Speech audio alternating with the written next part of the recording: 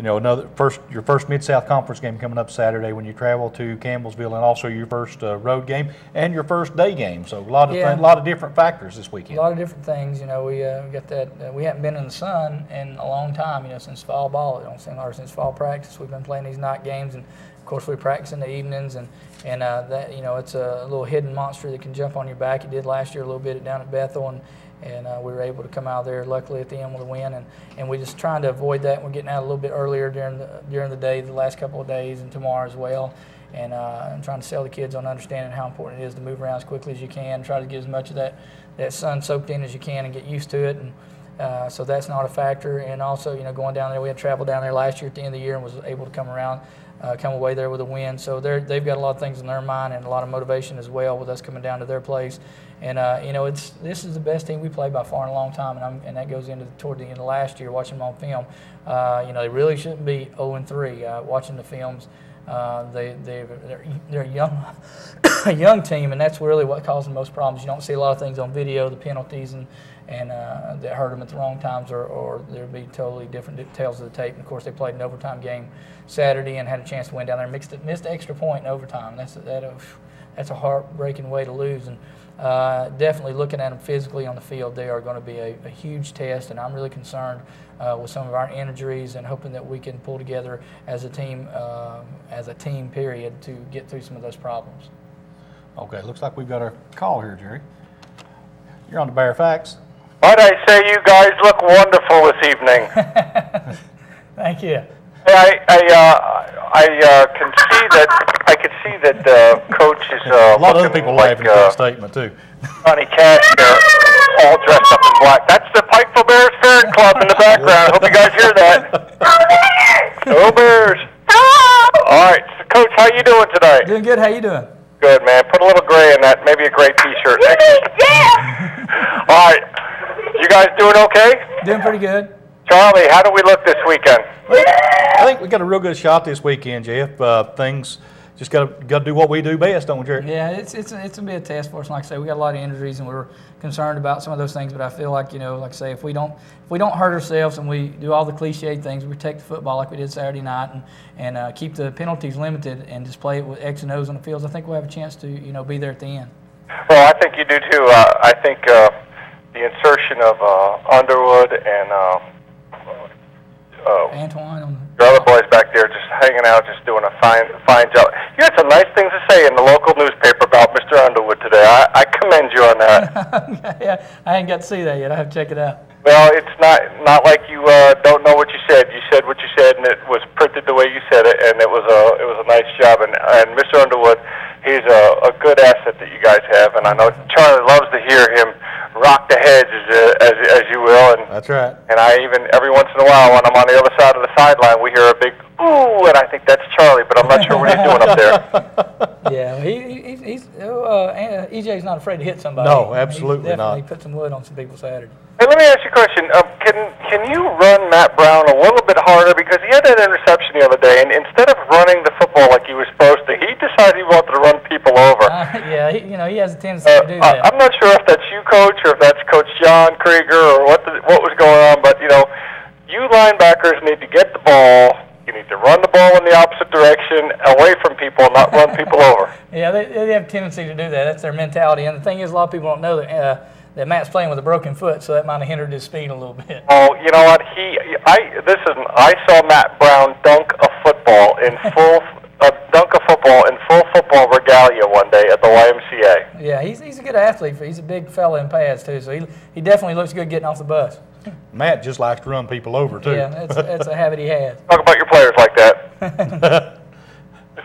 But listen, I wish you guys the best of luck. And let me ask you, when are you guys going to move to the other side of the field when you play at home? It would probably be not this year. They're going to vote on that in October, where they want you to be on your wherever your the stadium side is for the home teams, and that's something that, you know, will come up later in the year. Possibly in the playoffs if we are lucky enough to make it there, but it'll be next season. Who's they? NAI, Mid-South Conference. Okay.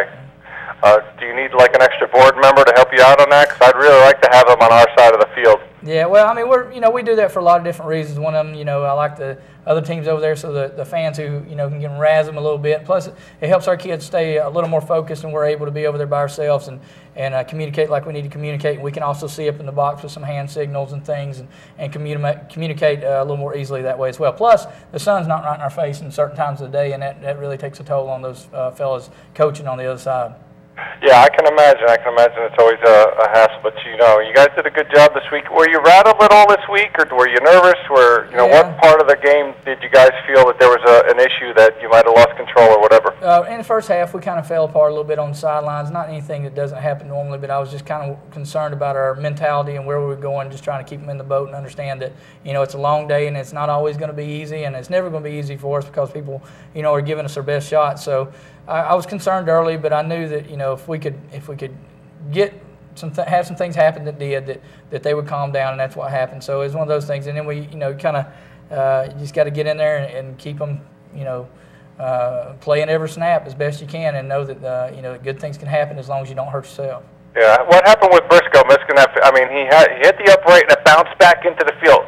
I've never seen him do that, or he's always been right down the center. What happened this year? What happened with that? The snap was a little high, and Don Paul did a good job getting it down. And, it messes up the time a little bit, but he took a real good run at it after having that kind of mess up in the operation time there on the field goal. But, it's one of those things, when you get over 40, if you take that good a run at it, you can be off a little bit here and there. And 9 out of 10, 90% of the time he's got a chance to make that kick. Yeah, was he disappointed after he didn't hit it? Yeah, he is. He really beats himself up a little bit over it, but, he's learned to handle it a little better. And we want to give him as many shots as we can. And generally, my philosophy is not that. I like to, I don't like to take the long kicks. I like to pin them deep, but I was concerned about us punting and it going in the end zone and gaining only 10 yards. So, it's the thing where I felt good that our defense was going to step up, and we took a shot at it and almost got points out of it.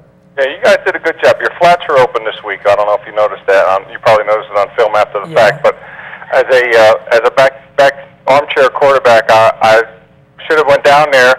Actually, I should have had my mental telepathy going. Old Chucky Pete. Chucky Pete could have related some hand signals to you and say your flats were open on the right side of the field all day long. Yeah, we get in. We lock up and play a lot of man. So sometimes it appears that way a little bit more, but it was actually a couple times we had some not necessarily miscommunications, but some responsibility problems with a couple of backers here and there of not maybe getting to where they need to when the backs got out in the flat, or what we call the number 3 receiver gets out there and some congestion. And we're worried about that this week with this team. We'll try to sneak one out, so we got to pay a little more attention to that, make sure we got the right folks covering the right folks. Wasn't it 2 years ago when we went to Campbellsville, we had that big issue with the nonsense on the field at Cumberland?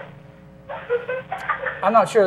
We've had a lot of nonsense on the field, Jeff. Remember Charlie Lodge, gentlemen, because these folks are coming down there thinking it's going to be a hostile environment, and you guys are much more better coached, much more better disciplined, and you know what? Darn it, you're better looking. Well, I don't know about that one, but I appreciate the comment. Well, the kids. I'm not talking about the coaches. You guys are uglier than hell. Thanks, Jeff. I appreciate that.